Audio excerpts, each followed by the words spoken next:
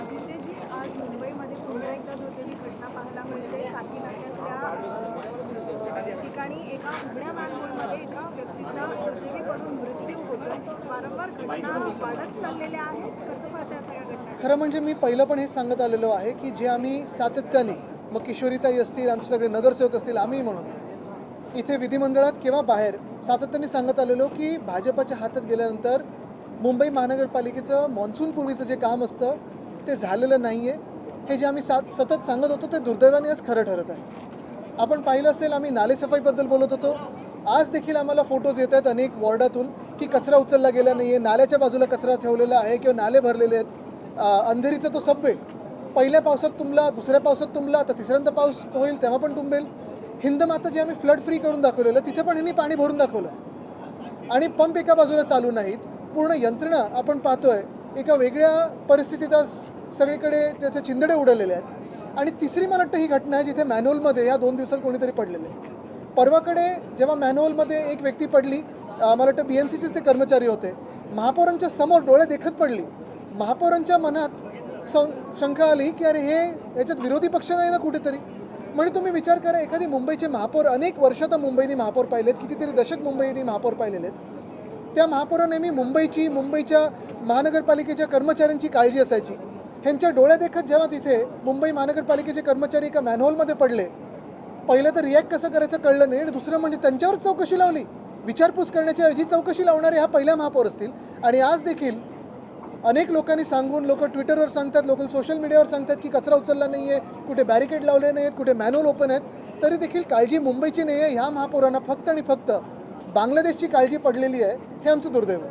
आदित्यजी, जेव्हा मुंबईत पाऊस पडतो, पाणी कोकतं, त्यावेळेला मुंबईकरांना अशाच घटनांना सातत्याने सामोरं जावं लागतं. याचा पण आपण पाहिलं असेल, काल पण त्या 2 लोकांना इलेक्ट्रिक्यूट झाले, 2 लोक शॉक बसून मृत्यू झालेला आहे. म्हणजे बसवर झाड पडून एका लहान मुलाचा मृत्यू होतो, दुसऱ्या ठिकाणी कोणीतरी मॅनहोलमध्ये पडतं, कोणाला तरी ओपन वायरमधून शॉक बसतो, अंधेरी सबवेमध्ये पाणी तुंबायला लागतं. नवीन फ्लडिंग स्पॉट्स आलेले आहेत. एका बाजूला कॉन्ट्रॅक्टर सगळे ह्यांचे खुश आहेत, आनंदात आहेत, पण दुसऱ्या बाजूला हे मुंबई लुटणारे भाजप, हे भयानक परिस्थिती मुंबई आणि MMRची यांनी करून ठेवलेली आहे. आणि अजून एक महत्त्वाची गोष्ट आपल्याला सांगू इच्छितो की जेवढे जबाबदार ह्याच्यात महापौर आहेत, तेवढेच नगरविकासचे जे मंत्री आहेत, पळकुटे आहेत, जे स्वतः इथे उत्तरं देऊ शकत नाही, एकनाथ मिंदे, ते पण ह्याला एवढेच जबाबदार आहेत. असतील ते पूर्ण व्यस्त असतील आमदार फोडण्यात, खासदार फोडण्यात, नगरसेवक फोडण्यात, विकत घेण्यात, दलालांच्या बरोबर बसण्यामध्ये. पण हे सगळं करत असताना स्वतःचं जे ड्युटी आहे, कर्तव्य आहे, त्याचं तर पालन करा. जेव्हा हे प्रश्न विचारले जातात तेव्हा आमदार उपस्थित नसतात, अधिकारी उपस्थित नसतात, अशा परिस्थितीमध्ये उत्तर कोण देणार हा सवाल आहे. मुख्य गोष्ट हीच आहे ना, पहिल्या दिवशी पण आम्ही वॉकआउट ह्याच्यासाठीच केला होता की गेले 4 वर्ष आम्ही पाहतोय एकनाथ मिंदे स्वतःच्या जबाबदारीपासून पळतात. आमदार फोडायचे कसे, खासदार फोडायचे कसे, पैसा कमवायचा कसा, पैसा कॉन्ट्रॅक्टर्सकडून काढायचा कसा, ते वापरून विकत कशी घ्यायची लोक, हे सगळं त्यांना माहिती आहे. पण जे खातं ते अडवून बसलेत, स्वतः बसलेत त्या खात्यामध्ये, ते खातं चालवता येत नाही ना, मंत्रिपद चालवायची त्यांना क्षमता पण आहे.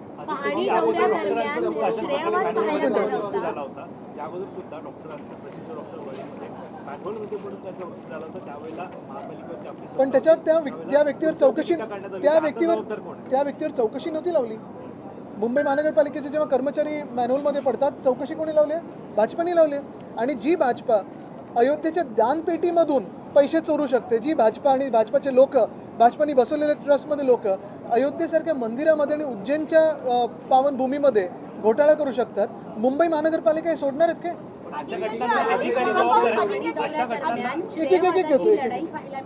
आता हेच उपमहापौर बोलतायत की महापौरांवर कारवाई झाली पाहिजे, कारण का त्या देखील आजच्या परिस्थितीला तेवढ्या प्रॉब्लेम हाच झाला आहे की मिंदे गट आणि भाजप एकमेकांचे पाय कापण्यात एवढं व्यस्त आहे की मुंबईकरांची सेवा करण्यासाठी, महाराष्ट्राची सेवा करण्यासाठी यांना वेळ नाही आहे. मिंदे गट, तुम्हाला मध्येही सांगितलं होतं, मिंदे गटाचं सुरू झालं आहे ऑपरेशन देवेंद्र फडणवीस. आणि हे ऑपरेशन देवेंद्र फडणवीस यशस्वी करण्यासाठी त्यांना इकडून तिकडून खासदार, आमदार, नगरसेवक विकत घ्यायला लागतात. हे विकत घेण्यासाठी पैसे काढतात, ते कॉन्ट्रॅक्टर्सकडून काढतात, अयोध्येच्या मंदिरातून काढतायत, उज्जैनमधून काढतायत. आणि हे सगळं एका बाजूला होत असताना मुंबईकरांचे तुम्ही हाल बघताय. आधी कधी दुर्दैवी घटना कुठच्याही पातळीवर झाली असती तर त्याच्यावर लगेच चौकशी झाली होती, त्याच्यावर पुढे कारवाई झाली होती. पण ह्याच्यात उलट चौकशी हे महानगरपालिकेच्या कर्मचाऱ्यांवर लावतात।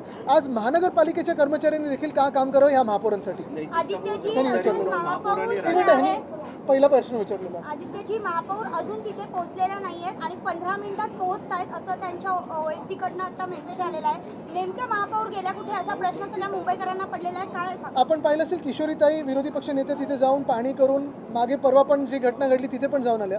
महापौरांना तिथे वेळेत पोहोचवण्याची भीती कदाचित महानगरपालिकेत असेल, कारण कदाचित त्यांच्यावरच परत चौकशी लागेल।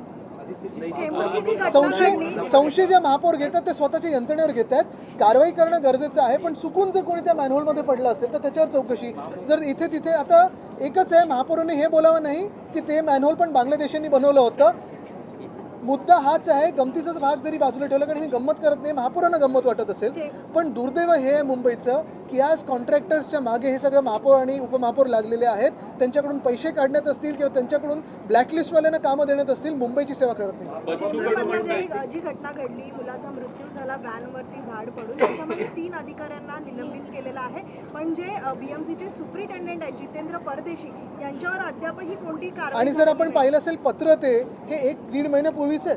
महत्त्वाची गोष्ट पुन्हा एकदा सांगतो, जे काँक्रिटीकरणचा रस्त्याचा घोटाळा मिंदेंनी केला, त्याच रस्त्याच्या घोटाळ्यामध्ये अनेक रस्ते असे जिथे झाडांच्या मुळांना देखील काँक्रीट करून घेतलेलं आहे। त्याच्यातलंच असं एक झाड होतं, तुम्ही पाहिलं असेल ती जी चिठ्ठी पाठवली अंतर्गत नोट जी होती त्याच्यामध्ये लिहिलेलं आहे की या झाडामधून धोका आहे, तुम्ही ह्याच्यावर कारवाई करा।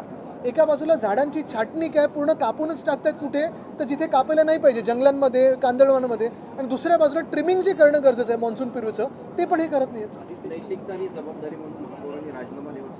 नैतिकता आणि जबाबदारी जी आपण महापौरांकडून मागत आहोत ते भाजपच्या महापौर आहेत। नैतिकतेची खरं तर स्वीकार करायचाच असेल तर केंद्र सरकारने अयोध्येच्या घोटाळ्यासाठी पण केलं पाहिजे, उज्जैनच्या घोटाळ्यासाठी केलं पाहिजे, नीटच्या पेपरसाठी केलं पाहिजे, TETच्या पेपरसाठी केलं पाहिजे, MPSCच्या घोटाळ्यासाठी केलं पाहिजे, पण नैतिकता ही भाजपमध्ये नाही। आणि दुर्दैवाने जर आपण पाहिलं असेल सगळे जे मुख्यमंत्री एक एक भाजप बनवत चाललेले आहे देशभरात, त्यांच्यावर घोटाळ्यांचे आरोप होते, पुरावे होते, ते जेव्हा भाजपच्या वॉशिंग मशीनमध्ये येतात तेव्हा मुख्यमंत्री बनतात। गेल्या 4 वर्षांपासून हीच परिस्थिती आपल्याला पाहायला मिळत आहे, कारण का प्रशासक होते तेव्हा देखील हीच परिस्थिती मुंबईवर होती। नगरविकास मंत्री कोण होतं 4 वर्ष? मुख्यमंत्री कोण होतं? मेंदे। पैसे काढण्यात व्यस्त होते, अकार्यक्षम, स्वतः नुसतं पैसे वाटू शकतात। त्यांची पूर्वीची काय उधळायची सवय होती का पैशाची बघायला पाहिजे? दिलीप लांडे असं म्हणाले की जी घटना घडली त्या घटनेपाठीमागं काही संशय या पाठीमागं गट आहे का हे चेक करायला पाहिजे। ह्याच प्रॉब्लेम आहे मुंबईकरांवर। तुम्ही संशय घेताना तुम्ही एक तर स्वतः पक्ष बदलता, तुम्ही कॉन्ट्रॅक्टर्सच्या मागे हात धुवून लागता पैसे काढायला, पण जेव्हा काहीतरी घटना घडते कोणीतरी बिचारा त्याच्यात पडतं, जसं परवा महानगरपालिकेचे कर्मचारी पडले, आज जी व्यक्ती पडली त्याची पण चौकशी करतील। एवढे निर्लज्ज झालेले आहेत की सगळं काही ढकलायचं दुसऱ्यांवर आणि मोकळं होऊन जायचं, हेच त्यांचं चालतं। नवलवरती जाळी सोडली आहे का असं? मध्ये मुलं पळवणारे टोळे पकडले, त्याच्यामध्ये एक भारतीय जनता पार्टीचा कार्यकर्ता त्यांची प्रॅक्टिस चालू होती खासदार आणि आमदार पडवण्याची, पण दुर्दैव हेच आहे, जसं मी आत्ता पण सांगितलं की हे जे टोळे आहेत किंवा कुठे काही पकडलं जातं त्याच्यात, जसं आता तुम्हाला अजून एक नावाची आठवण करून देतो, ISIच्या हनी ट्रॅपमध्ये ती आलेली व्यक्ती होती कुरुळकर। काय झालं पुढे? भर चौकात फाशी द्यायला पाहिजे होती का? तर आपल्या देशाचे इस्रो आणि न्यूक्लिअर सिक्रेट्स त्यांनी पाकिस्तानला विकले होते। आता ही चंद्रपूरमधली जी टोळी होती त्याच्यात भाजपचा जो कार्यकर्ता आलाय, खरोखर त्याच्यावर कारवाई होणार आहे की त्याला क्लीन चिट मिळणार आहे हे बघा, विचारा। आदित्यजी, मुंबईमध्ये मुसळधार पाऊस कोसळत आहे, मात्र याचाच फटका स्मशानभूमीला बसताना पाहायला मिळत आहे। दादरची स्मशानभूमी आहे, तिकडे ते अग्नी दिली जाते, त्याच्यामध्ये पाणी टाकून दुरावस्था झालेली आहे। त्याच्यावरती माजी आमदारांचं असं म्हणणं आहे की 5 ते 6 कोटींचा खर्च करून नूतनीकरण केलं, मात्र त्याला आदित्य ठाकरेंनी अनधिकृत केलं। कुठचं आहे म्हणतात? दादरची स्मशानभूमी, शिवाजी पार्क स्मशान। तर माझा काय संबंध आहे? काय त्यांचं खोटं बोलण्याचं, जीवन के साथ भी जीवन के बाद भी, ती कुठचं ॲड आहे? तसं आहे ते। बच्चू कडू म्हणताय आहेत की आमच्यासोबत सचिन आला आहे, लवकरच बाकी टीम देखील सोबत येईल। त्यांचं अस्तित्व त्यांनी आता पूर्णपणे विलीन करून टाकलेलं आहे, त्यांचा कुठे उत्तर देऊ आम्ही? बेस्ट कामगार समितीची आज बैठक पार पडणार होती। खरं तर बेस्टसाठी आता नवीन अध्यक्ष म्हणून कोण असणार आहे? आता तुम्ही पाहाल।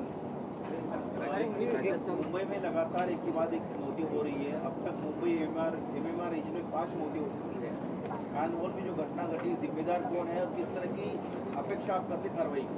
पहली बात तो ये है, पिछले 2-3 दिनों में जो बारिश हुई है, एक तो बारिश की आस हमें सबको लगी थी, बरसात कब होगी।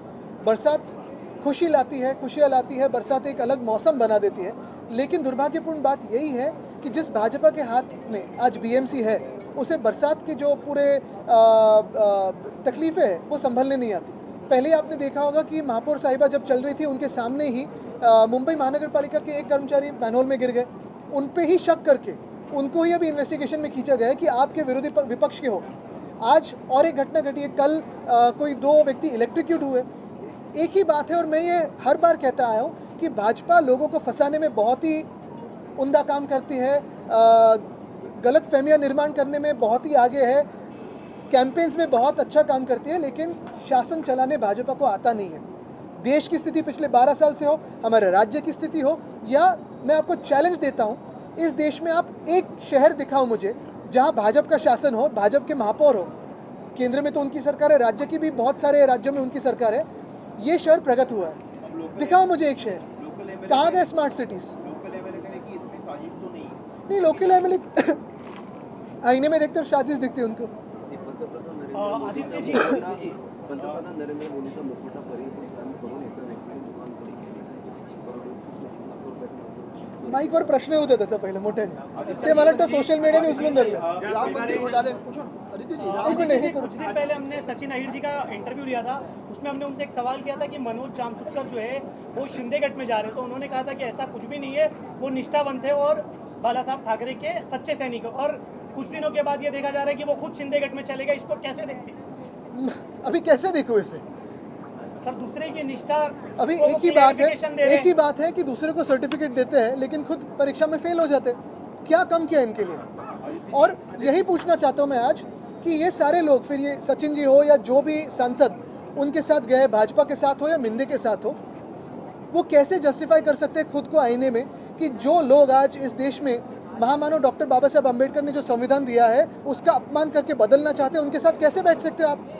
जिस भाजपा ने अयोध्या में भ्रष्टाचार किया है, जिस भाजपा ने उज्जैन में भ्रष्टाचार किया है, कैसे बैठ सकते हो उनके साथ आप? क्या सवाल उनसे पूछने में हिम्मत है आपकी? कार्रवाई कर रहे हैं, एसआईटी नहीं, हमें supreme court monitored neutral fair committee चाहिए जो हर दिन इस देश को रिपोर्ट करे, हर दिन इस देश के हिंदुओं को रिपोर्ट करे, इस देश के श्रद्धालुओं को रिपोर्ट करे कि रामलला के मंदिर में कैसे भाजपा ने भ्रष्टाचार किया। सर, तुम्ही एक वक्तव्य काय काय म्हणू दे। ऑपरेशन टाइगर का एक तरफ दावा किया जा रहा है, दूसरी तरफ ऑपरेशन तुकारी को लेकर स्पेकुलेशन है, या कांग्रेस में विलय होगा या फिर अरे ये कोई दूसरा ऑपरेशन नहीं, मैं जो कहते आया हूँ ये ऑपरेशन देवेंद्र फडणवीस है और उसी का परिणाम आज हमारे राज्य पे हो रहा है। परंतु